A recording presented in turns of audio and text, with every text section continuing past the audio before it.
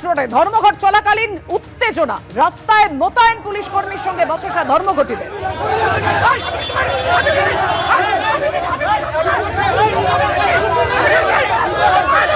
আমাদের সামনে উত্তেজনা, ব্যাপক বন সমর্থকদের সাথে পুলিশের টুপি ছিনিয়ে নেওয়া হয়েছে, পুলিশের সাথে ধস্তাধস্তি চলছে।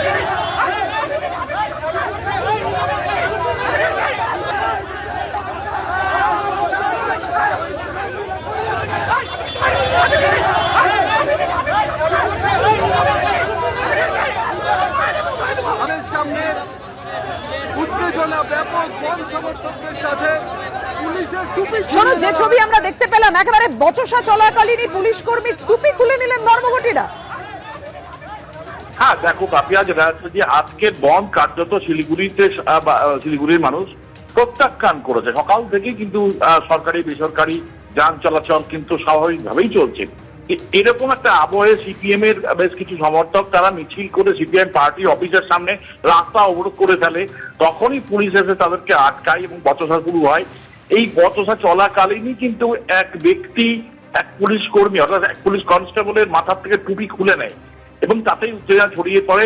যদিও সেই ব্যক্তি সিপিএম সমর্থক না সাধারণ ভাবে জড়ো হয়েছে কৌতূহলী হিসেবে, সেটা কিন্তু পরিষ্কার নয়, কারণ তারপরে সে পালিয়ে যায় ওখান থেকে এবং তারপরে পুলিশের উদ্বোধনের কর্তারা আসে এলাকায়, তারপরে পরিস্থিতি নিয়ন্ত্রণে আসে। তবে এই পুলিশের আচমকা টুপি খুলে নেওয়াকে কেন্দ্র করে কিন্তু উত্তেজনা ওই এলাকায় বেড়ে যায়। পাপিয়া, শোনো, তুমি আমাদের সঙ্গে থাকো।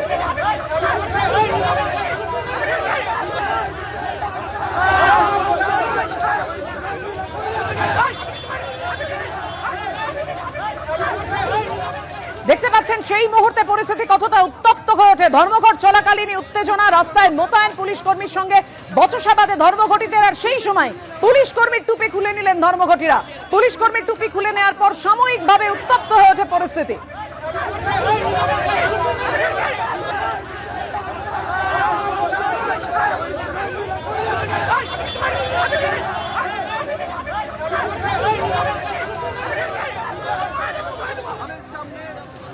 কথা বলবো, আমাদের সঙ্গে রয়েছেন প্রাক্তন পুলিশ কর্তা সলিল ভট্টাচার্য।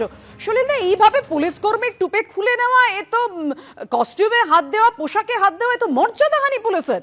এভাবে ধর্মঘটীরা এরকম করতে পারেন? দেখো, এর জন্য তো যদি দায়ী করতে হয় তো আমি তো বামদের পরে দায়ী করব। প্রথমে দায়ী হচ্ছে রাজ্য সরকার। আর যে রাজ্য সরকারের কোনো পদক্ষেপ নিল না, পুলিশকে দিনের পর দিন পুলিশ কিন্তু আক্রান্ত হচ্ছে, কোনো ট্যাঞ্জিবল স্টেপস নেই। আজকে পুলিশের মাথার থেকে টুপি খুলে নেওয়ার অর্থ পুলিশকে অপমান করা নয়, স্টেট এমব্লেম, অশোক স্তম্ভ, শরীরে উর্দি খুলে নিচ্ছে। কি বলছো তুমি? তাহলে এরপরেও কি সরকারের সচেতনতা আসবে না?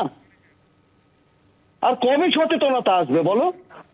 এটা তো এখন তো এটাই, মানে রাজ্য সরকারের এই যে অ্যাপাথেটিক অ্যাটিচিউড, রাজ্য সরকারের এই যে পক্ষপাত দুষ্ট মনোভাব, এর ফলেই তো যখন বিরোধীরা করে পুলিশ একেবারে সঙ্গে সঙ্গে এত সচেতন হয়ে যায় আর এত কনসাস হয়ে যায়। আর যদি নিজের দলের লোকেরা করে তখন একদম ঘুমোতে থাকে।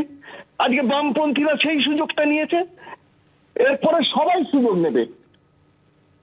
অনুব্রত যখন গালাগালি করে পুলিশকে, পুলিশ নিশ্চুপ হয়ে থাকে, পুলিশের কোনো সারা শব্দ পাওয়া যায় না। তার যে ফোন থেকে তার মা বোনকে আক্রান্ত করলো, অশ্লীল কথা বললো, সে ফোনটাই সুইচ করলো না। তুমি বুঝতে পারছো তাহলে কোন পর্যায়ে নিয়ে গেছে পুলিশকে? আজকে পুলিশ সব দিক থেকে আক্রান্ত হচ্ছে। বলো কজনে অ্যারেস্ট করেছে?